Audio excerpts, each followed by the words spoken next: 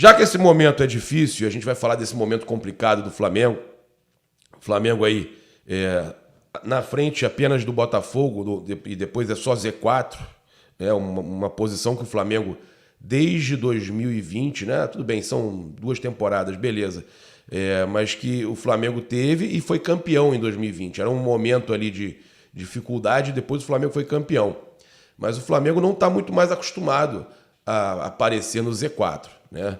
Não está acostumado. E a gente tá vendo ali o Botafogo, que joga contra o Avaí, pode passar o Flamengo, né? E o Flamengo entrando aí nessa...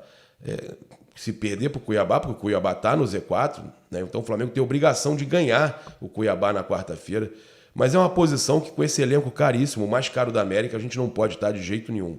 Não pode estar de jeito nenhum. São muitos erros da diretoria. Mas são trocas de treinador. O treinador também não tinha culpa, não. O trabalho do Paulo Souza não era bom. O trabalho dele não era bom. Mas o elenco também tem muitos problemas e a diretoria tem muitos problemas. E pensando nisso, o torcedor, o Pedro Pessoa, no Twitter, ele criou um abaixo-assinado virtual, uma petição online, tá, pela queda de Marcos Braz da vice-presidência de futebol do Clube de Regatas do Flamengo. O Marcos Braz, que inclusive foi muito criticado por jornalistas, torcedores, na chegada do Flamengo no aeroporto, a pressão foi maior em cima dos jogadores. Eu até falei que deveria ser maior em cima do Marcos Braz e do Bruno Spindel, dos dirigentes do futebol, né? A pressão deveria ser maior em cima deles. Não foi tão grande quanto em cima dos jogadores, mas isso tudo está movimentando, né, as redes, e os torcedores estão querendo e estão protestando contra eles. Olha só, a gente tem aqui, inclusive,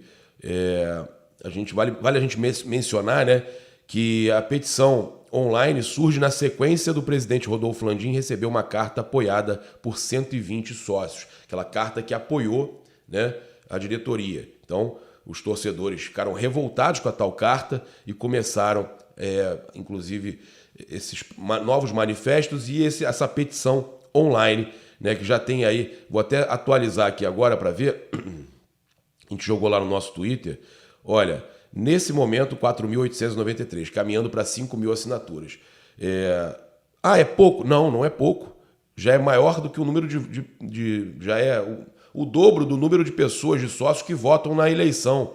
E já é, por exemplo, eu vou dividir aqui, ó, por 120, 5.000 dividido por 120. E vai ter muito mais, é óbvio. Já é 41 vezes maior do que o número de pessoas que assinaram a carta do Rodolfo Landim lá em apoio à diretoria. Então, o Marcos Braz é o alvo nesse momento.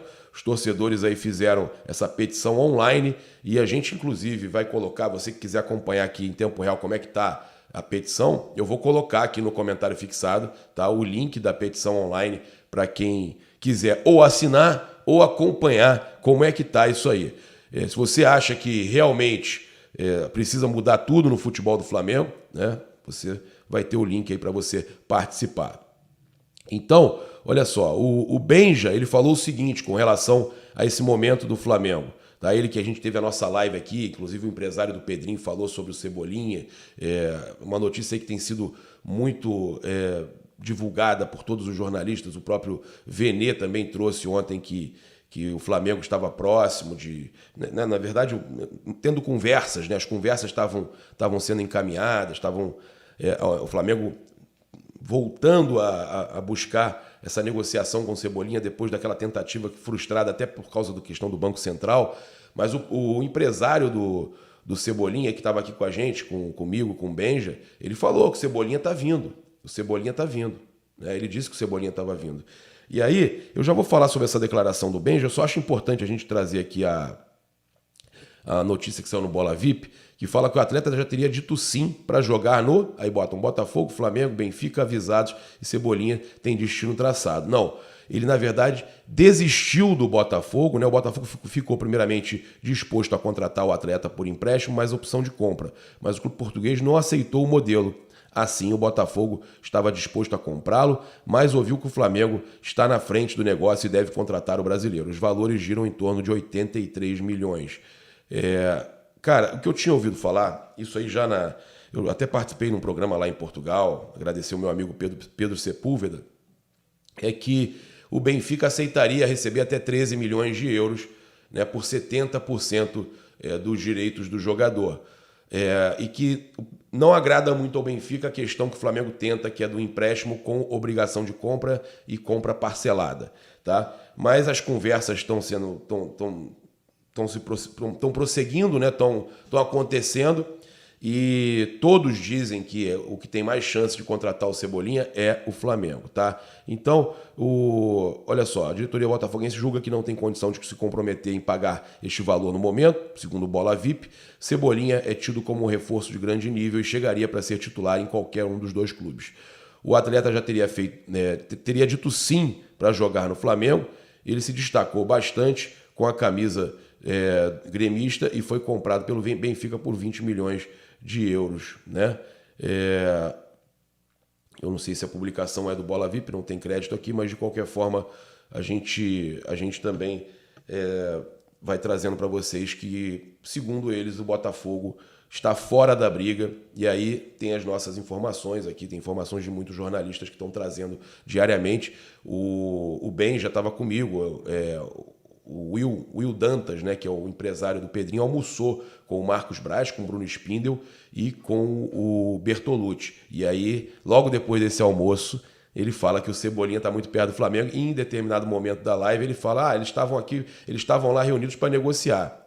Negociar o quê? Estão negociando a vinda do Cebolinha para o Flamengo, né? Então a gente já trouxe isso desde quinta-feira na nossa live lá, e a gente publicou aí para vocês em todas as redes, e a gente sabe que é um desejo antigo do Flamengo, né? Então acredito que o Flamengo contrate sim o Cebolinha. A questão é, será que o Bruno Henrique fica? Será que o Bruno Henrique sai? É um desejo lá do Jorge Jesus, está na lista dos 12 jogadores, até o Will Dantas falou que o Benfica tem uma lista com 12 jogadores, inclusive o Cebolinha está na lista, o Benfica, o Fenerbahçe. O Fenerbahçe tem uma lista com 12 jogadores, inclusive os dois jogadores do Benfica, o Cebolinha e o Pedrinho, estão nessa lista, né? Aí o Flamengo contratando o Cebolinha, tem um outro jogador que estaria na lista, o Will não conseguiu confirmar, mas seria o Bruno Henrique.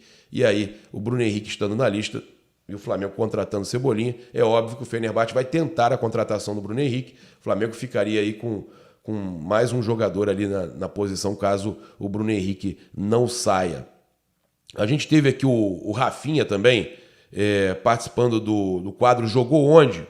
No Esporte Espetacular. E ele falando dos companheiros de equipe por onde já jogou ao longo da carreira. E ele comentou, né, de alguns jogadores do Flamengo. O mais engraçado, aí tem bastante, viu? Cara, tem muito cara engraçado. Meu Deus, aqui no Brasil, Rodinei, eu acho que ganha de todo mundo. Rodinei, acho que não tem jeito, o Rodinei é muito engraçado, ele é demais. Então, ele elegeu o Rodinei como mais engraçado. O mais ranzinza, o Arão. O Arão é muito ranzinza, meu Deus. O Arão é o jogador mais ranzinza que eu já joguei na minha vida. O Arão era terrível, nossa senhora. Arão era terrível. E o melhor goleiro, ele deixa claro aí, eu joguei com umas feras. Joguei com umas feras aí. O Manuel Neuer e depois Diego Alves. Manuel Neuer, fenômeno, melhor de todos. Que moral, hein, Diego? Olha aí.